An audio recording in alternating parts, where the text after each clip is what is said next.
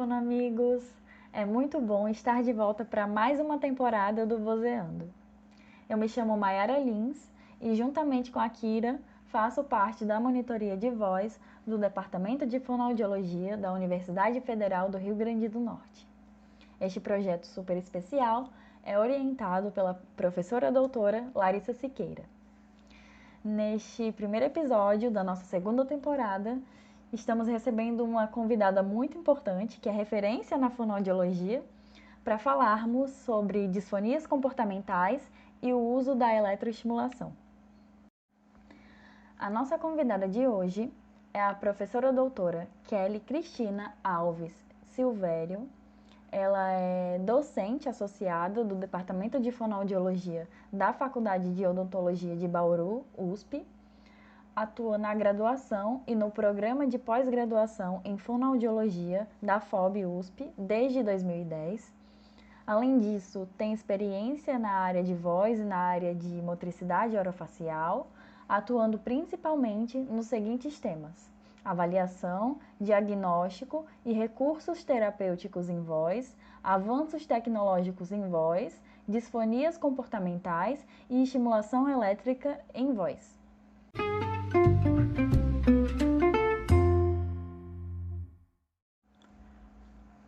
De acordo com Belau e Pontes, a disfonia pode ser definida como o distúrbio da comunicação oral, no qual a voz não consegue cumprir seu papel básico de transmissão da mensagem verbal e emocional de um indivíduo.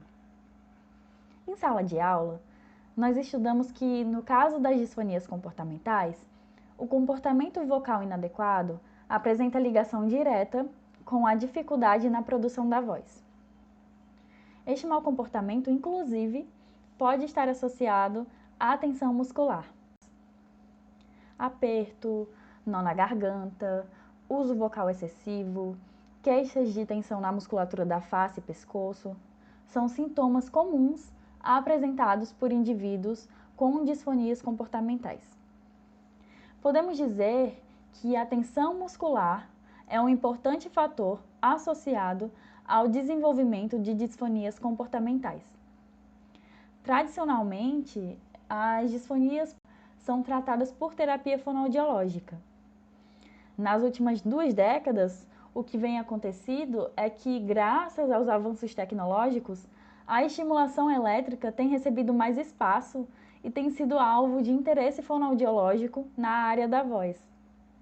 Pensando nisso, o episódio que vocês irão ouvir agora é uma ótima oportunidade para entender melhor as questões que envolvem as disfonias comportamentais associadas ao uso da eletroestimulação.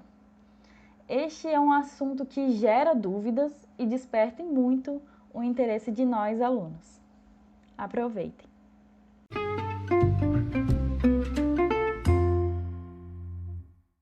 Então, antes da gente começar a fazer as perguntas, eu quero agradecer a presença da professora Kelly aqui no nosso podcast Vozeando. É uma honra e um prazer receber a senhora. Eu tenho certeza que a gente vai aprender muito, até porque a senhora é uma referência, né, da fonoaudiologia. Então, é realmente incrível estar aqui com a senhora. Eu que agradeço o convite, eu agradeço demais a oportunidade de estar aqui conversando com vocês. Espero que nós possamos trocar ideias e despertar o interesse de voz, né, em voz para os ouvintes. Então, queria agradecer a iniciativa dos alunos, da professora Larissa Siqueira, que eu tenho certeza que deve estar gerenciando vocês, professora Juliana Godoy, são pessoas especiais para nós, aqui da FOB, da USP de São Paulo, né, na Campus Bauru, e estou à disposição.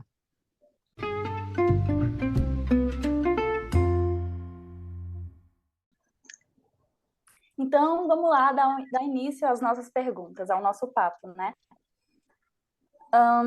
De acordo com o capítulo Estimulação Elétrica na Clínica Vocal, Tendências Atuais, presente no livro Fundamentos e Atualidades em Voz Clínica, capítulo escrito inclusive pela senhora, né? A estimulação elétrica vem sendo utilizada desde o século XVIII em várias doenças e transtornos. Por muito tempo, no entanto, o tratamento que envolve a estimulação elétrica na área de voz passou a ser evitado. Nos últimos anos, o interesse fonoaudiológico pelo tema teve um crescimento significativo. A gente gostaria que a senhora desse início ao nosso papo falando um pouco sobre os estudos que tem feito sobre a eletroestimulação associada às disfonias comportamentais. Qual é a importância da eletroestimulação na prática clínica e ela tem se demonstrado efetiva dentro das disfonias comportamentais? Nossa, nós começamos nosso assunto de um jeito bastante aquecido já, não é? Quando a gente fala que a eletroestimulação ela existe há muito tempo, ela é usada em outras áreas, né? A eletroestimulação, ela é assunto de formação de profissionais que são nossos colegas, numa visão interdisciplinar, na verdade, eu trago aqui a fisioterapia, que é a odontologia, né? Que são profissões que usam a eletroestimulação de diversas maneiras, com diferentes objetivos. Então, acho que essa é a primeira questão que a gente tem que parar para pensar, né? E desde os primórdios aí, há tentativas de se entender a eletricidade no corpo, ou captar a eletricidade no corpo, né? A eletromiografia, por exemplo, que é um dispositivo, um equipamento que capta, né, a energia aí elétrica do músculo, e a eletroestimulação é um recurso que nós usamos para colocar uma certa eletricidade no corpo a fim de tratar. E eu penso, né, nas leituras que a gente faz, é que a eletroestimulação ela deixa de ser usada por causa da falta de compreensão desses efeitos na musculatura relacionada à fala, né? Tanto na laringe como na boca, e aí ela passa a ser reaplicada, ela meio que ela é reativada a partir de recursos novos, de novas tecnologias, da necessidade da busca de inovação na prática clínica, não é? Então, nós temos no Brasil, você perguntou, né? Qual a importância? A nossa história, ela vem lá de 2003, né, com o professor Reinaldo Guirro, que ele é fisioterapeuta e ele é uma pessoa que estuda a questão da eletricidade, né, da eletroestimulação e outros parâmetros, enfim, da fisioterapia nos tratamentos relacionados à dor, né, a tensão muscular, dores corporais, que a fisioterapia tanto trata. E em 2003, nós começamos, tenho que fazer justiça aqui à história, né? Tem um fonoaudiólogo chamado Bruno Guimarães, que ele publicou numa revista chamada Fono Atual, bem antiga, não era uma revista científica ainda. E essa publicação começou a falar um pouco sobre, olha, aplicando eletroestimulação na laringe, parece relaxar. Ele tinha um caso de paralisia também, enfim. E eu já vinha paralelamente desde 99, olha como eu sou antiga, né? No meu mestrado, estudando as questões de tensão muscular em mulheres com nódulos vocais. Hoje, a gente sabe que nódulos vocais está associado aí às disfonias comportamentais, às disfonias organofuncionais, para quem for procurar na literatura esse tipo de disfonia, né? E eu vim estudando por meio de eletromiografia e tinha percebido que as mulheres que eu estava estudando tinham mais atividade elétrica muscular na região do esternocleido, mastóide, o músculo esternocleido mastóide, do músculo trapézio, fibras descendentes que eleva o ombro. E essas tensões, essa atividade elétrica aumentada, tinha um pouco a ver com o quadro que a gente, quando está olhando o paciente com disfonia comportamental, percebe essa respiração mais curta, uma musculatura do pescoço mais tensa, e aí coincidiu de eu encontrar que até no repouso, essa atividade elétrica desses músculos estava aumentada. E aí, como tratar, não é? E eu fiquei pensando, será que se nós tratarmos a tensão muscular dessas mulheres com nódulos vocais, os nódulos diminuem, a voz melhora? Como será que é essa relação da musculatura cervical com a disfonia, com a alteração vocal que a gente tanto percebe? E aí, na época, 2003, hein, gente? 2003, 20 anos, lá para trás. Eu trabalhava junto com o professor Rinaldo Guirro na Universidade Metodista de Piracicaba. Nós éramos professores, fizemos pós-graduação na Unicamp, numa faculdade de odontologia também. E nós resolvemos, então ele falou, que tal aplicar TENS? Aí juntou com o que o Bruno tinha publicado. E vamos tentar então aplicar TENS na musculatura cervical e de trapézio dessas mulheres para a gente entender se o que vai acontecer com a voz, com a laringe, porque elas têm tensão. Isso é fato. Então, a fisioterapia também trata a tensão. Vamos ver se a fono aprende, se a fisio aprende com a fono. E nós ficamos conversando nessa história toda e montamos um projeto em que se avaliava a dor muscular, e nós descobrimos que elas têm, que elas tinham na época, e aplicávamos TENS, a eletroestimulação, nessa região de supraioides e trapézio, junto ali o esternocleido no meio, e tentamos também verificar a voz. Então, o pessoal da Físio vinha junto para avaliar, assistia nós avaliando a voz e a laringe, e o pessoal da Fono ia também assistir o pessoal da fisioterapia tratar esses pacientes. Então, esse projeto acabou em 2005, para vocês terem uma ideia da dificuldade que foi publicar. Essa publicação saiu só em 2008, porque as revistas científicas têm pareceristas, né, que são, que analisam e que fazem jus aí à proteção também da área, né, da fono. Então, quem vai tratar agora? Elas melhoraram, 70% das 10 pacientes, então 7 melhoraram. É um número bem pequenininho, lá em 2005, mas a gente conseguiu publicar. Então, a primeira publicação é de 2008 e assim a gente entendeu que a eletroestimulação poderia contribuir com a área da voz nessa questão das disfonias por tensão muscular.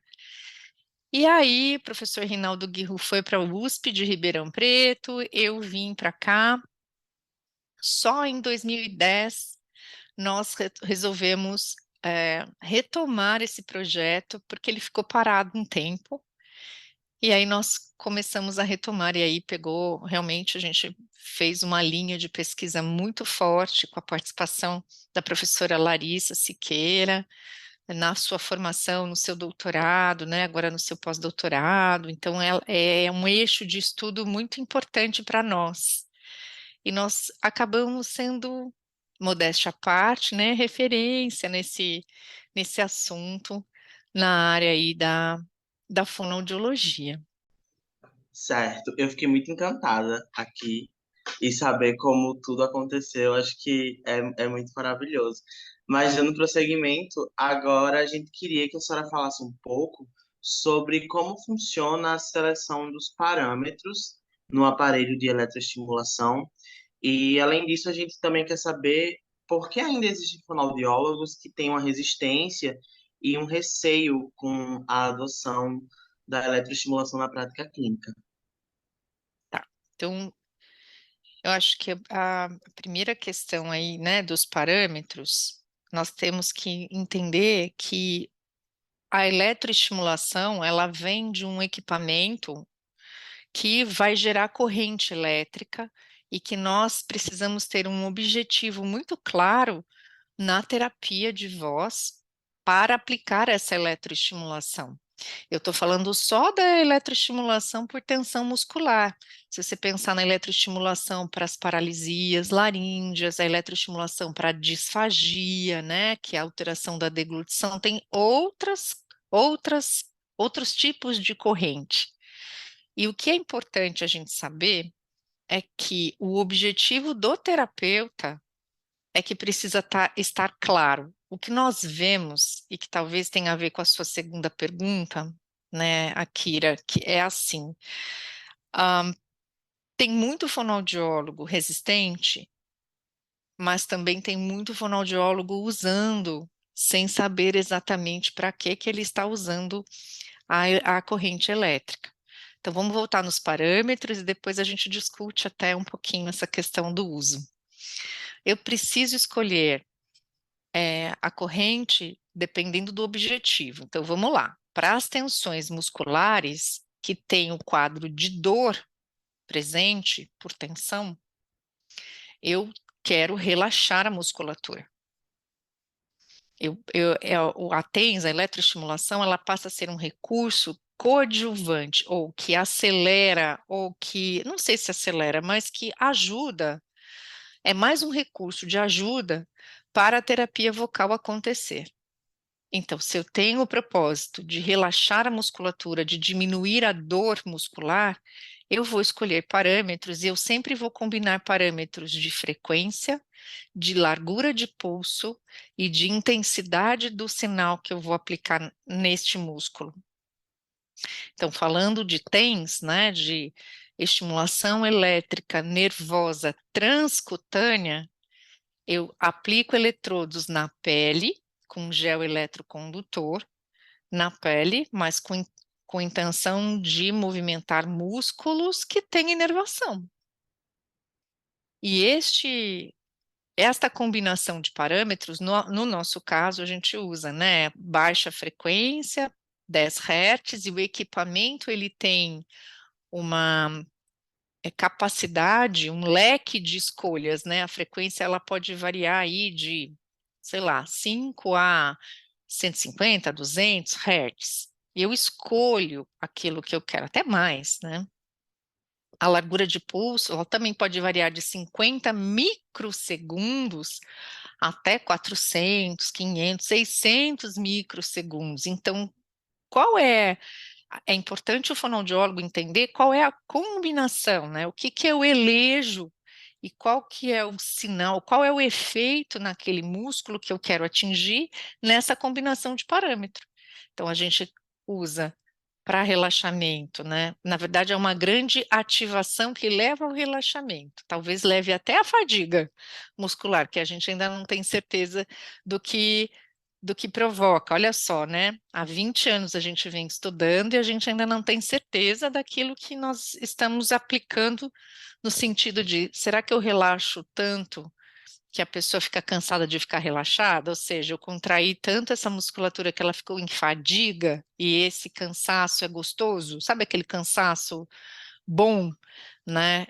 A gente ainda não tem essa certeza.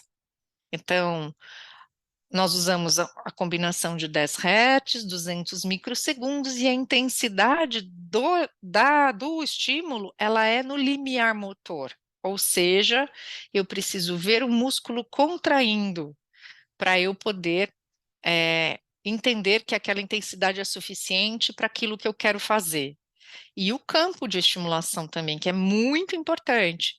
Então, nós colocamos os supraórdeos, né, a eletroda nos supraórdeos até o trapézio. E nós, então, fechamos um campo de eletroestimulação muito grande. E aí a estimulação, ela é pouco profunda. Então, essas relações físicas, tem gente que fala assim, eu vou fazer fonoaudiologia porque eu não quero aprender física. Eu não quero estudar física mais. Eu vou fazer fono porque eu não vou ver matemática, física, eu não vou ver nada disso. Engano, né? A matemática, a física, ela está presente em muitas questões da fonoaudiologia, principalmente na área da voz, na área da audiologia. Então, são esses parâmetros físicos que, combinados, eles acabam dando o efeito que eu preciso dar. Então, se o fonoaudiólogo ele não entende desta combinação de parâmetros, usa como uma receita de bolo, ele nunca vai ter domínio do recurso terapêutico que está na mão dele. Então, temos que ter clareza daquilo que a gente quer. Acho que essa é uma questão muito importante. Se eu colocar dois eletrodos, que sempre tem que ter o lado positivo e o negativo, o polo negativo e positivo para ter a troca da corrente. Isso é física, né? E aí eu coloco só na laringe, esse estímulo, ele precisa ser leve. E qual que é a minha intenção quando eu coloco o eletrodo só na laringe? O que que eu quero com isso? Não é tratar a dor. Não sei. Se for, nós temos que repensar, ver por que é que tem que essa dor ser tratada com eletroestimulação. Então, acho que isso é isso que eu queria que vocês. Que legal, né? Ter gente, tomara que tenha bastante gente ouvindo e que vai pensando um pouco nessas questões, né? Eu acho que a eletroestimulação virou moda, e aí vem a segunda parte, né? A resposta da pergunta da Akira, que é assim. Por que tantos fonoaudiólogos são resistentes? Né? Porque nós temos muitos outros recursos na terapia de voz, né, na área de voz, para serem aplicados para atingir aquele objetivo que eu quero. Então, se eu quero relaxar a musculatura, eu também posso usar uma massagem, eu posso usar questões de movimentos corporais, exercícios tradicionais que vão levar a esse efeito também. E nós precisamos muito de evidência científica. O que é isso, né? É termos estudos com este tema, cada vez mais publicados, com análises sérias pelos fonoaudiólogos. Então, o que eu vejo no Instagram, por exemplo, é um monte de gente fazendo coisas com a eletroestimulação sem comprovação científica, só porque na clínica, com um paciente, dá certo ou deu certo e sai aplicando. Então, tem muito fonoaudiólogo resistente porque tem o cuidado de entender que não sabe, que precisa fazer essa formação, e tem muito fonoaudiólogo também esperando que a gente tenha mais evidência científica para dizer isso é bom, isso para isso não é bom. Nada é bom para tudo. Nenhum recurso é bom para tudo, não é? Se a gente pegar qualquer técnica de voz, mesmo a massagem, né, a terapia manual laríngea, a circunlaríngea, tem momentos que você não pode usar, não é recomendado. Então, eu acho que faltam mais estudos, falta evidência científica, e olha que a gente está estudando há 20 anos. E eu não sou uma defensora da eletroestimulação, eu sou uma estudiosa, eu sou uma pesquisadora da eletroestimulação, e tem coisas que a gente ainda está testando. Então, acho que é isso, Akira. Talvez haja uma certa resistência ao modismo, à falta de evidência, à questão de fonoaudiólogo ver coisas no Instagram que ele não concorda ou que ele não compreende, né? Então, eu penso que é isso. Nossa, eu fiz uma resposta muito comprida, né? Vocês fiquem à Não, vontade foi para me ótimo. interromper. Quando a gente faz até a terapia vocal, tem certos exercícios que a gente imagina que vai fazer bem para o paciente, mas aí quando a gente testa, nem sempre é bom. Então tudo é testado, até inclusive a eletroestimulação, né? Isso, prova terapêutica, né? Uhum. Quanto que vocês aprendem que existe uma questão muito importante da escolha dos exercícios, que é o seu objetivo, mas como é que o paciente está recebendo aquele estímulo, seja eletro, seja terapia manual, seja vibração de língua, seja exercício de trato vocal semiocluído, como é que é a reação? Como é que efeito esse exercício provoca no paciente? E estão aí, né, as provas terapêuticas para a gente entender como ele vai receber. É isso mesmo. Ai, muito bem. Então, dando prosseguimento, inclusive pegando um ganchinho do que você falou sobre terapia manual laríngea, eu queria falar sobre um artigo, certo? Que também é escrito pela senhora, que tem por título Efeitos da terapia manual laríngea e da estimulação elétrica nervosa transcutânea, TENS, na diadococinesia laríngea em mulheres disfônicas, estudo clínico randomizado. Bem, nesse artigo a gente vê, né, que tem um tratamento com esses dois procedimentos, né, em dois grupos de mulheres, e ele fala sobre os efeitos que eles tiveram nesses dois grupos separadamente. Mas aqui nesse sentido a gente queria te perguntar sobre quais as vantagens e benefícios que seriam obtidos se a gente fizesse o uso da terapia manual laríngea e também da TENS na terapia para disfonia comportamental. Eu percebo que vocês leram bastante da literatura, né? Eu fico agradecida, eu acho isso muito bom, o consumo da literatura, de artigos num assunto que a gente tá tratando. Muito bem, parabéns, viu ao grupo aí de Natal. Esse texto, ele advém, né, de uma pesquisa que estava tentando entender o efeito imediato, porque toda pesquisa, quando nós começamos, nós precisamos fazer uma pergunta. E essa pergunta, ela precisa ajudar o clínico, senão não faz sentido para mim. Estou falando de mim, né? Então, quando eu começo uma pesquisa, eu falo onde é que a gente vai ajudar o fonoaudiólogo clínico lá na ponta, o fonoaudiólogo que está no consultório, no hospital, nas clínicas, né, no dia a dia. Então, este estudo, ele tentou comparar a terapia manual laríngea com a eletroestimulação, porque nós tínhamos o objetivo de relaxar essa musculatura. E nós fomos comparar para ver se aplicar TENS ou aplicar terapia manual laríngea, se havia diferença e qual era o efeito das duas técnicas nas pessoas que nós aplicamos como efeito imediato. Ou seja, chega um paciente com muita tensão, o que é melhor eu fazer? Terapia manual laríngea ou eletroestimulação? É mais ou menos isso. Então, esse é um pedaço de uma pesquisa. Aqui no meu grupo, eu tenho uma pessoa muito importante na fonoaudiologia comigo, né? Na verdade, eu cheguei muito depois dela, que é a professora Alcione Guedini Brasolotto. E ela estuda diadococinesia. E a Larissa, a professora Larissa Siqueira, que fazia parte desse grupo, também foi tentar entender, porque foi aluna da professora Alcione e foi também minha orientada, né, nessas questões. Então, vamos olhar para a diadococinesia, que é uma prova, né, uma avaliação que a gente faz, que mede coordenação, velocidade, mede essa questão toda das pregas vocais, e uma questão neurológica, inclusive, né, de coordenação desses movimentos. E nós fomos entendendo. Eu esperava até que nem fosse dar muita diferença. Falei, os dois relaxam, e provavelmente não vai dar diferença, mas vamos estudar.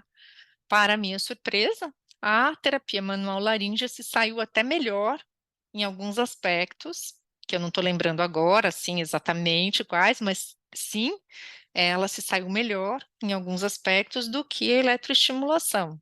Então, esse estudo, ele contribui para que a estou dando um recado, né? Olha, gente, que está consumindo esse tipo de artigo. A terapia manual laríngea é até melhor em alguns aspectos, nesses aspectos da laringe, do que a própria eletroestimulação. Então, acho que o recado desse artigo é isso, né? Como efeito imediato, nem sempre um recurso inovador, embora a terapia manual laríngea seja inovadora, porque ela começa o estímulo no esternocleidomastoide, a massagem da terapia manual laríngea começa no esternocleidomastoide, avança para supraiórdeos e vai para masseter não, para supraiórdeos e depois laringe. Então ela não vai direto na laringe, ela primeiro trabalha a questão da musculatura cervical e também é um procedimento inovador. Embora em 2009 ela é pouco estudada e ela passa a ganhar força porque nós começamos a comparar toda a aplicação terapia manual laríngea com a eletroestimulação. Então, acho que como efeito imediato, eu aplicaria a terapia manual laríngea para depois pensar em eletroestimulação. Respondi, Akira? Sim, perfeito. Muito obrigado, professora. Eu também imaginei que não ia ter uma diferença assim muito grande, mas me surpreendeu e o artigo é incrível. Então, muito Obrigada. obrigado.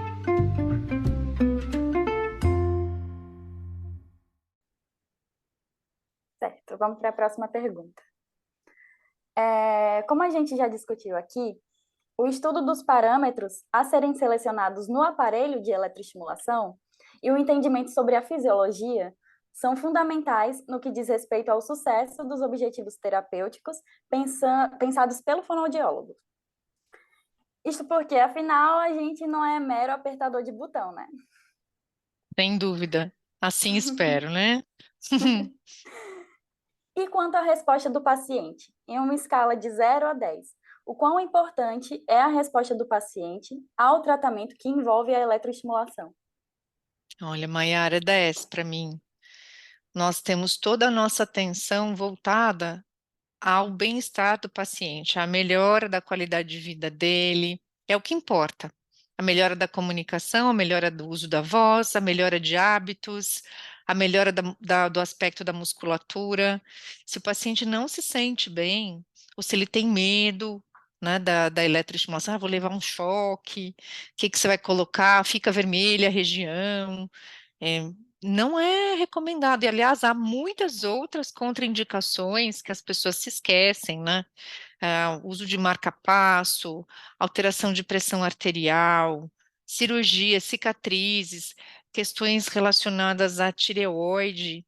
Então, são questões muito importantes, e na hora que nós colocamos, estou falando da eletroestimulação que se coloca eletrodos na região supraioidea, ou seja, na submandibular e no trapézio. No trapézio, ok, mas na região submandibular, nós temos pacientes com variações anatômicas do tamanho da mandíbula.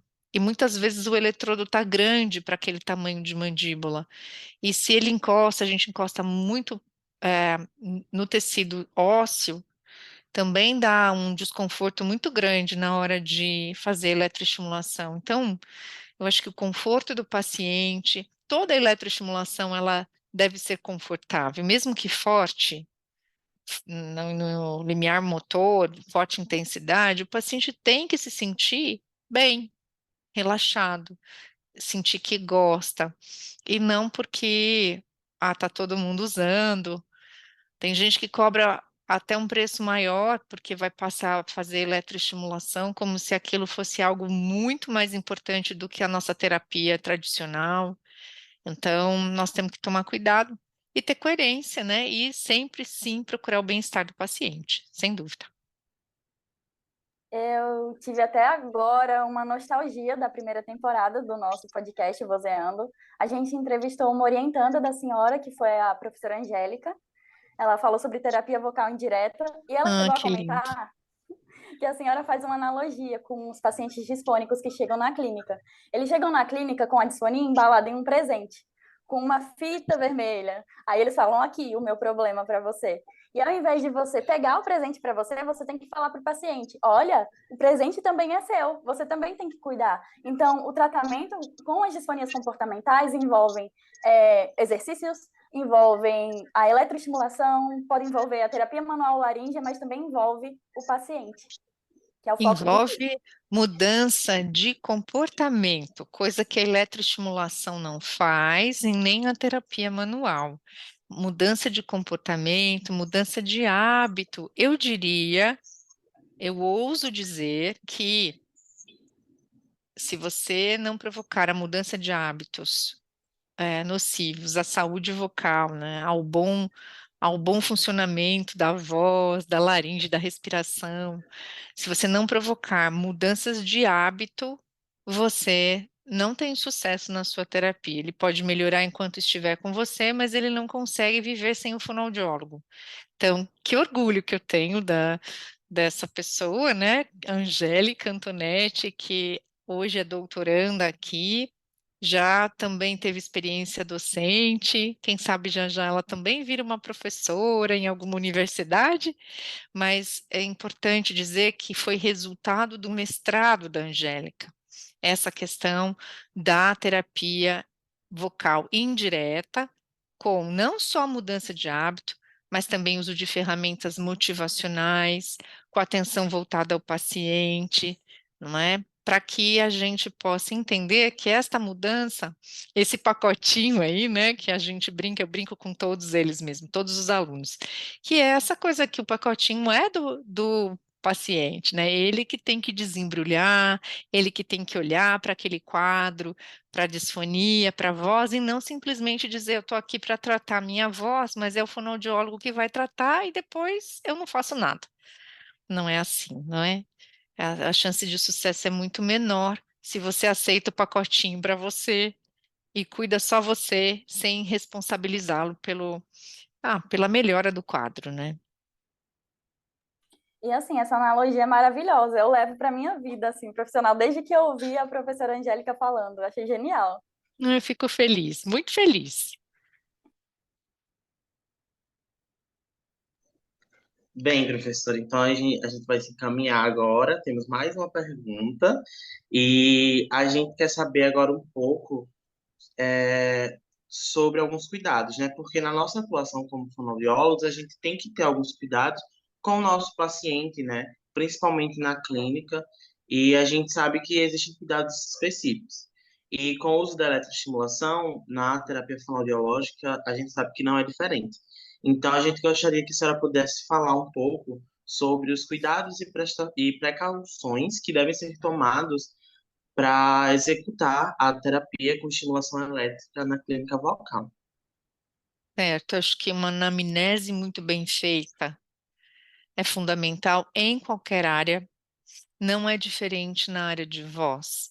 Uma anamnese não só voltada para a voz, e sim para a saúde do paciente, não é? Saber quais são as limitações, as comorbidades, né, as alterações de saúde que o paciente traz junto com ele, entender o paciente no seu processo social do uso da voz, entender o que ele quer, o que ele traz de queixa, ouvir a queixa, considerar a queixa antes de considerar qualquer recurso.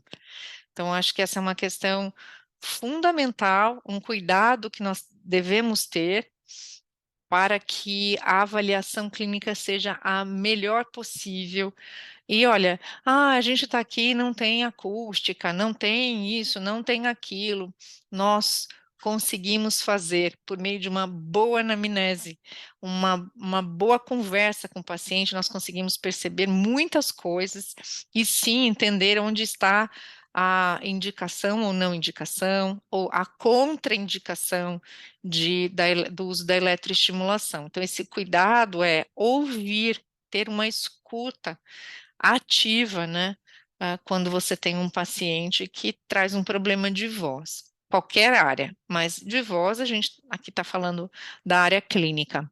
Quando nós temos a intenção de aplicar a eletroestimulação, como eu já disse, alguns cuidados com a saúde do paciente precisam ser considerados. Então, é um paciente que tem problema cardíaco, eu não vou usar eletroestimulação, né? Nós temos a inervação aí, o nervo vago, o décimo par, com as suas ramificações. A área da laringe, ela é muito irrigada, muito inervada, e nós temos tipagem de fibras, né? Fibra com contração rápida, fibra com contração lenta, fibras mistas, e que a corrente elétrica atua de forma diferente nessas fibras. Então, nós precisamos considerar questões cardíacas, de marca-passo, de cicatriz, de cirurgias anteriores, de problemas na tireoide, não é?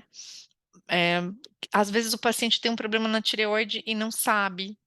Então, será que não, a gente não tem que realmente investigar se realmente ele pode fazer uso daquela estimulação que eu quero usar? E pensar principalmente, eu domino aquela técnica?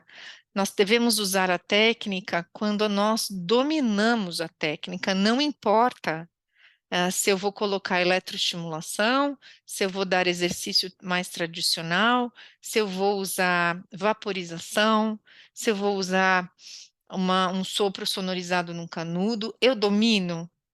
Tem evidência? Então, são essas as questões, considerando-se o paciente, o contexto social em que ele vive, o uso da voz, considerando-se a idade do paciente, considerando-se o diagnóstico, isso tudo combina para a tomada de decisão? São esses os parâmetros que eu preciso considerar para a tomada de decisão em qualquer aspecto, inclusive na aplicação e muito mais na aplicação da eletroestimulação, né? A senhora pode deixar uma mensagem final para os nossos ouvintes, os futuros fonoaudiólogos? Pode ser algum pensamento ou até alguma experiência vivenciada pela senhora. Um aprendizado que a senhora lembra e pensa, ele foi fundamental para que eu chegasse ao lugar que eu me encontro agora profissionalmente. Nossa, reflexiva a sua pergunta, não é? Eu vou, eu vou usar uma frase que é o lema aqui da Universidade de São Paulo. Pela ciência vencerás. É uma frase que eu gosto muito de usar, porque nós passamos aí por um momento conturbado na política do país. Nós não podemos, a gente quer esquecer, mas não podemos deixar de falar disso, né? Graças a Deus, nós não estamos aqui para falar de política, mas graças a Deus, as questões da ciência, da pesquisa, parecem agora voltar ao rumo que nós estávamos. Então, pela ciência vencerás, tem a ver com a minha história, né? Eu venho da escola pública, eu só tive 2 anos de escola particular na minha vida, para não dizer que ela foi 100% pública. Eu fiz a minha graduação numa universidade pública e toda a minha pós-graduação, meu ensino médio, meu ensino fundamental. Então, eu tenho isso na minha história, né? A valorização do ensino público. E pela ciência vencerás tem a ver com estudem, estudem, não parem de estudar. Para o profissional que está aí, a informação, né? A pessoa que está em formação, que está ali na graduação, descobrindo o mundo, né? A fonoaudiologia ela é muito rica, ela tem vários aspectos, é um leque de oportunidades para nós aplicarmos aquilo que nós sabemos ou nós aprendemos, é, é uma profissão que nos dá muitas oportunidades. No entanto, eu acredito que se não estudarmos, se não nos atualizarmos, se não consumirmos artigos, nós não conseguimos avançar. Então, que a ciência viva dentro de cada um de vocês, né? Que foi assim que eu construí a minha história, né? E vim parar numa universidade que o lema é esse. Então, eu queria deixar um recado para que as pessoas olhassem para a ciência e não parassem de estudar. Não é porque termina a graduação que parou tudo. Pelo contrário, né? Começa uma nova etapa, novos estudos, novas aspirações, e o paciente é um desafio. Então, nós estudamos muito quando estamos na clínica, estudamos muito quando estamos na universidade, quando nós estamos dando um curso ou fazendo um curso. Então, acho que esse é o recado que eu queria deixar. Lindo recado, professora. Muito obrigada. Eu vou me formar esse ano, então foi muito bom para Ah, mim. Adorei. Muito obrigada. parabéns. Parabéns a vocês pela iniciativa desse podcast. Eu já parabenizei no começo, mas vocês são muito responsáveis na hora de entrevistar alguém, de conversar. Então, parabéns pela iniciativa. A fonoaudiologia precisa de pessoas como vocês. Muito obrigada, professora. Obrigada pela participação. Foi uma honra receber a senhora aqui e aprender com as suas experiências. Foi inspirador. A senhora vem me inspirado desde o episódio da professora Angélica e foi maravilhoso estar aqui com a senhora hoje. Uma honra. Muito obrigada, a honra é toda minha e sucesso Sucesso aí para esse podcast. Obrigada. Muito obrigado, professora. Eu também agradeço muito. Foi incrível poder lhe ouvir, conhecer um pouco mais e aprender com você. Bernardo, muito obrigado. Muito obrigada, Kira e Maiara, e um beijo para todo mundo.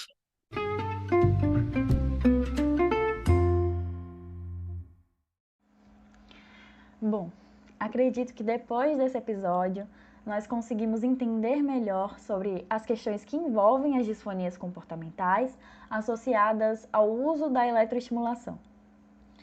Aprendemos que a eletroestimulação, somada ao uso de exercícios vocais e a um comportamento vocal adequado, têm sido muito estudados e, juntos, são considerados recursos interessantes no que diz respeito ao melhoramento da qualidade vocal dos indivíduos disfônicos. Assim como afirma a professora Kelly em seus estudos, a eletroestimulação pode ser coadjuvante no tratamento das disfonias comportamentais. Vimos ainda hoje a importância da continuidade dos estudos. Mesmo após a graduação, o processo de aprendizagem continua. Ele deve continuar. A fonoaudiologia é muito ampla e nos fornece oportunidades valiosas para aplicarmos o que aprendemos e o que sabemos. A atualização do conhecimento, o estudo, o pensamento e o consumo de artigos se mostram aliados importantes para o sucesso das nossas carreiras. Mais do que isso, eles se mostram fundamentais para que tenhamos a capacidade de transformar vidas. Pela ciência, vencerás.